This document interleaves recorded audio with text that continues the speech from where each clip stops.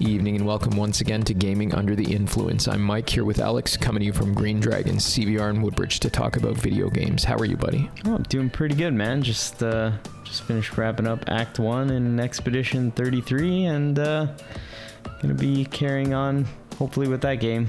Yeah, some depressing and interesting plot developments. Yeah, I feel like I had to take a little break. How are you been? I'm well. I'm playing Silent Hill 2 Director's Cut from 2001 on an emulator. Oh, that's amazing. It's fantastic.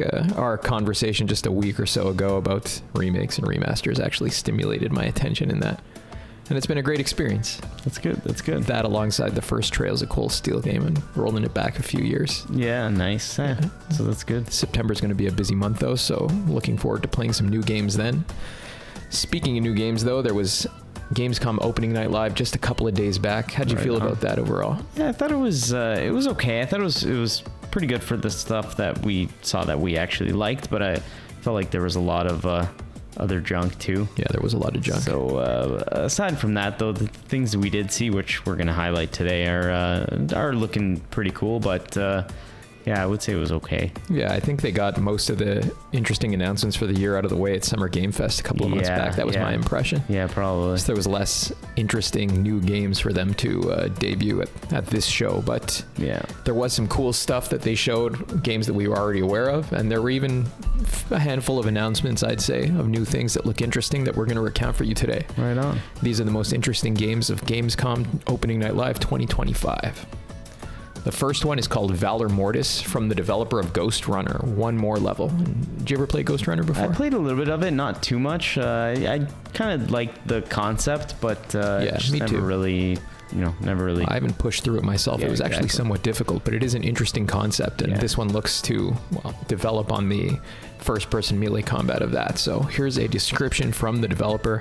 Valor Mortis is a first-person action Souls-like from the creators of Ghost Runner. Rise from death as a former soldier of Napoleon's army, wield supernatural powers, battle horrifying monsters, and unravel a conspiracy that threatens all of humanity. Interesting. Yeah, I like, you mentioned this before we started, but something interesting about this is how radically different the aesthetic is from their previous games. Yeah. Totally out of left field compared to Ghost Runner. If you see them side by side, you would never think it's the same developer. And I like that when devs do that, they step outside of their comfort zone, I guess, let's say. But this game looks like the setting is totally wildly different from not only from what Ghost Runner was, but also from a lot of stuff we've seen. Like, we don't see too much of the like Napoleon style. Yeah, early modern period, I guess. I don't know. I too like that though. I like how it went from like cyberpunk to this, to flintlock pistols and stuff like that. And it kind of has like a little sprinkling of Bloodborne. Like you see some of the weapons being, it looks like they're using guns as parrying, similar to Bloodborne. Also kind of like character turns into like a beast. So kind of evokes a little bit of that imagery, but it is first person and like Ghost Runner, right? Melee combat focus. Yeah. I like that as well. I like how, you can see the lineage that it came from the same developer in terms of its melee focus and stuff like that. But there's obviously, like, based on the trailer, an emphasis on new gameplay mechanics, more of a focus on combat.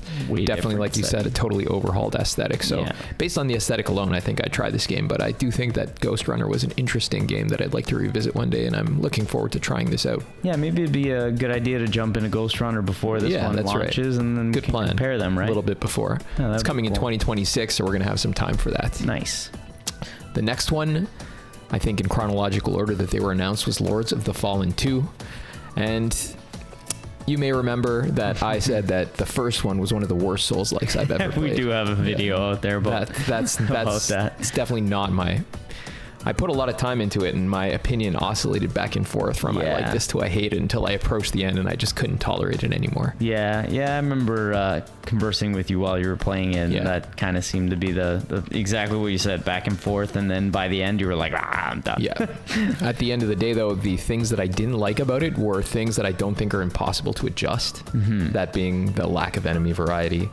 The tedious level design just forced you in loops around like artistically indiscernible environments. The fact that it didn't feel like it had much soul, it felt like really just generic dark fantasy. Yeah, I mean, I don't think it's impossible for them to turn around and make a better game of the sequel. I mean, I'll give them this, that they did make a really cool trailer. Not that that means anything, but the trailer was cool. Watch the trailer for this game. It looks sick. The fundamentals of the game, I think, were solid. The combat was decent. It didn't feel bad to play, so I do think it's possible, you know, pending the proper... Could happen. The proper investment of effort in, like, the development of an interesting world, better level design, more enemies, that it could be a good game. Yeah. A bit from the publisher on this one. Lords of the Fallen 2 is a dark fantasy action RPG where brutal Souls-like combat meets a world splitting at its core. Battle against the darkness in an epic adventure across a shattered kingdom. One world, two realms, no mercy. It does look like they're bringing back the Umbral world mechanic that they had from the first one, where you could step between the world of the living and this like shade world, kind of like the original Soul Reaver game actually, and use that to cross paths that were otherwise not possible to cross, or to go through walls and stuff. It just modifies like your way of progressing through the environment. So like I said, that's another one of those interesting mechanics they had in the original game that, of all of the things they implemented, that was probably one of the more interesting ones. I do hope that that's cool. This is a more enjoyable game, and I intend, because I'm right at the end of the first one, to go back and just wrap it up. Yeah, at some point. I've been thinking about that for a while. One lands, yeah, and try this out. Hoping it turns out better than the first, because I didn't like that very much, as I said. But I guess we're gonna have to see. Yeah, we'll find out. That's for sure. Yeah. And the next one, keeping with the Souls-like trend that people are complaining about on the internet these days, but that I myself am pretty thrilled over. Yeah, I'm down with as many Souls-likes as we can get our hands on, so why not? Yeah, it's called La Divina Commedia. The Divine Comedy is a dark fantasy ARPG. This is from the publisher, inspired by the famous masterpiece opera of Dante Alighieri. Nice. I think it's an epic poem, but you know, whatever you say, boys. The procedural extraction dungeons generation system ensures a unique and never repetitive experience. Abandon all hope, ye who enter here. The journey to hell begins.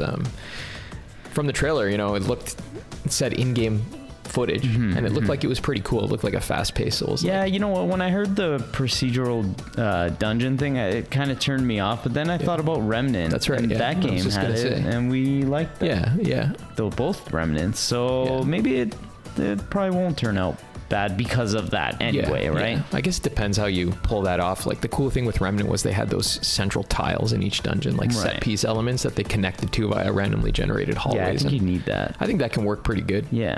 Can make it fun to play and even to play again. So, I mean, I like the world and the setting of this. I mean, everybody probably has some familiarity with it, and it has the potential to be something awesome. I remember when I was young, there was a game called The Lost that was in development. It's based on the Divine Comedy, where you go to hell as this woman whose daughter was kidnapped or something like that, and it was canceled. That was a big blow to me as a kid. Really? Yeah. This was before the Dante game that came out for Inferno, PS3. Yeah. So I hope this turns out well, and I'm looking forward to playing another Souls. Yeah, I mean, again, it's just a trailer, but it looks cool. So yeah, coming in 2026, right? I imagine, though it says to be announced on the Steam page right now. Fair enough. Next, we have something that I found to be a little bit out of left field, but that I think is pretty cool, and that is Warhammer 40,000 Dawn of War 4. This is from the publisher. Return to the RTS series roots with deeply satisfying strategy gameplay. Take control of 4 unique Warhammer 40,000 factions, including the Adeptus Mechanicus in their series debut. They're not the Space Marines, they're like these cybernetic people who live on Mars.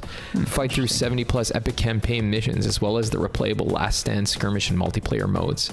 It does say here too, they're going to have a distinct single player campaign for each of the factions, which is something nice. That's pretty cool. So I remember the first Dawn of War didn't have that, and the unique thing about this one, compared to the previous sequels, is that Dawn of War 2 and 3, I believe, they transitioned away from that like StarCraft style classic RTS setup, where you had like a little bit of base building and bigger armies to control, and more like squad-based tactical combat games. So this is like a little bit more of a return to, I guess, the RTS, and I'm all for it, because RTS is kind of a dead genre these days, and I used to like StarCraft quite a bit. So it seems like RTS in the vein of StarCraft, not like Total War or I'd be Civilization willing to give this a shot just based on that fact alone, that they're, the RTSs are not very popular anymore, so it's kind of risky. Yeah. But just based on that alone, I'll jump in and give it a shot. It looks cool. I mean, the Warhammer 40K games that have been coming out recently have been pretty good. I played, what was it? Space Marine 2. Space Marines 2? Yeah, I played that one. I liked it. Earlier this year. And that was like third-person shooter, but Yeah, I'm down for this RTS. Yeah, the Warhammer 40,000 universe is well developed over decades. There's lots of room there for building a cool game, and especially in this style, right? Yeah, that's right. I was really fond of the first Dawn of War when it came out like 20 years ago. So looking forward to trying this out. And I do like how they're going to have a story for each of the factions. They didn't have that in the first Shades of StarCraft there. Yeah, that's awesome. It's going to be cool. I think especially this kind of RTS game has not received much attention because there have been a lot of Total War games, even a Warhammer Total War game in the past like few years. So something like this where you have to put down bases and gather resources and build armies. Build an army, It'll be interesting to play. I'm looking forward to that. Nice. Also says coming soon on the Steam page, re-release date, but I imagine if they announced it, it's going to pop up sometime in 2026, probably, early 2027. At least, yeah. After that, we had something that I totally wasn't expecting. That was the announcement of a sort of sequel to Black Myth Wukong from Game Science out of China.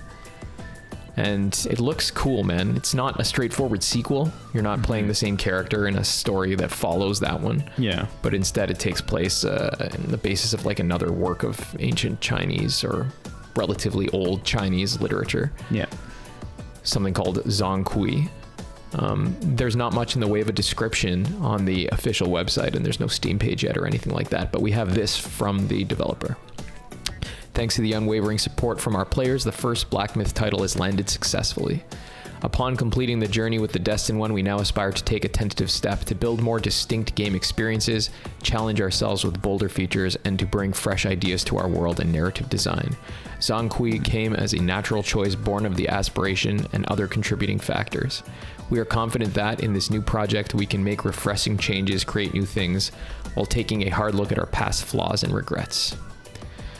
Yeah, it looks interesting, and like I said, I'm excited to try it out as well. The fact that they decided to go with something that's related loosely to the first game while not directly following it is an idea I like a lot. Oh too. Yeah, we're big fans of that. If you listen to us, you would know that we love that kind of sequel, let's say, right? That doesn't necessarily soft continue. Sequel. Yeah, something inspired by the previous game, but not directly following it. Yeah, there's a lot more room to build with that. Oh yeah, for sure.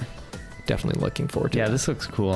Even again, it's just a trailer, but a pretty sick trailer at that, right? So hopefully, right? We're being a little optimistic. I mean, then again, their first game is good. So if people buy that, then that's why I think this one will be as well. It was very successful, and people challenge its categorization as a Souls-like, but I think it was a very Souls-like Souls-like. Yeah, I mean, I don't know.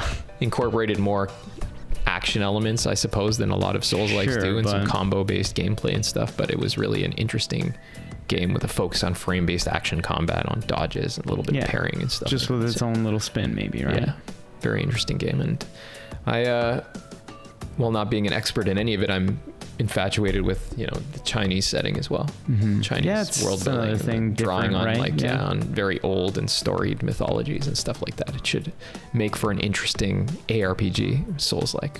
The next couple of games we're going to talk about were actually announced previously, and one of them is launching very soon, but the trailers they showed warranted our attention, I think. Yeah, for sure. There's actually a demo out too of this one. Yes. Yeah, it's called Daemon X Machina Titan Scion, coming on September 5th from the same studio, Marvelous First Studio, that designed the first one. From what I understand, the producer of some of the original Armored Core games is involved in the first game, and I think he's back for this. Yep. The thing that stood out to me about this, watching the trailer, was the fact that unlike Armored Core, which is largely focused on mech versus mech combat, even mechs fighting mechs of the same size in most instances, this looked like you're fighting a lot of like organic monsters that are much bigger than you and stuff like that. Yeah, definitely had more of a variety of enemies from just the trailer alone, it looked like. Yeah, there was a lot of flying around too. Which is cool because, like, I mean, I like both, but at least it gives it its own kind of identity and distinguishes itself from Armored Core, right? Rather than just being anime Armored Core. Right? Yeah, that's right. I think like looking at this, you'd have no trouble distinguishing it from the games that it was inspired by. Here's a little bit from the publisher. Become the ultimate high-tech warrior in an action-packed new entry in the Daemon X Machina series. Fly into battle in your custom arsenal, unleashing a variety of attacks tailored to your playstyle. Feel the exhilaration of fast-paced combat as you freely explore a deadly and dangerous open world on land or in the air. Looks like an interesting game, and it's coming out very soon. There's a demo, as you said, out on PlayStation, I believe, already. Yeah, I think so. Yeah, it's cool because the first one was on the Switch. Yeah, the first one was like a timed exclusive on the Switch, Yeah. and then it came to PC later, but it looks like this one's just coming out and everything. Which, hopefully that'll make for better. Yeah, I had played it on the Switch, but I couldn't really get through it, and then when it released on the PC, I wanted to actually get through it on the PC, which I still didn't, but it's nice to have the upgrades and not be bogged down by original Switch hardware. So that's right, yeah. Especially when it's the kind of thing where the game would be well served by superior hardware. Yeah, you know, like 60 FPS, high frame rate rather than locked 30 and an action game like of this nature. I think that would be the case. Oh yeah, so for sure. Looking forward to trying this in just a couple of weeks. Yep. The last one we're going to talk about today is the Onimusha reboot, Onimusha Way of the Sword, developed by Capcom and probably releasing in 2026, if I'm not mistaken. Yeah. I'm not really sure who's working on this, if they're related to the first one at all. It's difficult to find information at this time about it, but from what they showed, it looks awesome. It looks really sick. Yeah, this was one of the ones that the trailer looked amazing too, and I don't even know if it's going to be a Souls-like or just some kind of action combat, but regardless, it just looked interesting as hell. It did look very cool. Yeah, really cool monster designs. The combat looks slow-paced and methodical. There's parrying and dodges and stuff like that. I'm not really sure if it's going to be a Souls-like either.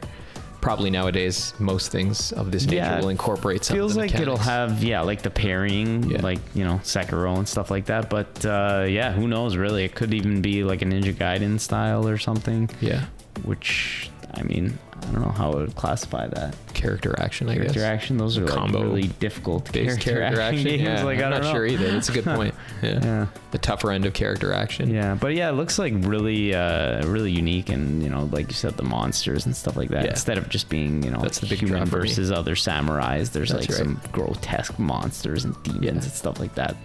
Really cool stuff. Got a little bit of a blurb here from Capcom. Fight through the blood-stained battlefields of intense swordplay action. Explore the historic Japanese capital of Edo-era Kyoto, twisted by malevolent clouds of malice. With every stage cloaked in mystery, danger, and intrigue. Battle against monstrosities from the underworld known as Genma in a tale of dark fantasy. Looks like a cool game. Not really much else to say about it at this time because I think we're still... Yeah, most of the games we talked about in this video are, you know, aside from Daemon X there, most of them are pretty much coming out next year. Yeah. As we said, these are mostly new announcements and stuff like that. Yeah. But this is what we're here for, right? These are the games that we're probably going to be jumping into day one. They look really cool, so. Yeah, they do. Unless some bad news follows in the next year or so. Worth giving most of them a try anyways for various reasons. Agreed, yeah, for sure. Yeah, overall, my impression of the show was positive enough, but I wasn't blown away like I was with Summer Game Fest. Like most of these shows, there was some good, some bad. Yeah. This one probably a little more bad than good. I think so. But I mean, just gives us an excuse to just kind of show off what we think is the only stuff worthwhile, right? Yeah, that's true. Yeah. Optimistic about these few games in any case, and thank you guys for tuning in. Hope you enjoyed the Gamescom opening night live the other day, and be back in a couple of weeks to talk about what we're playing probably. Oh yeah.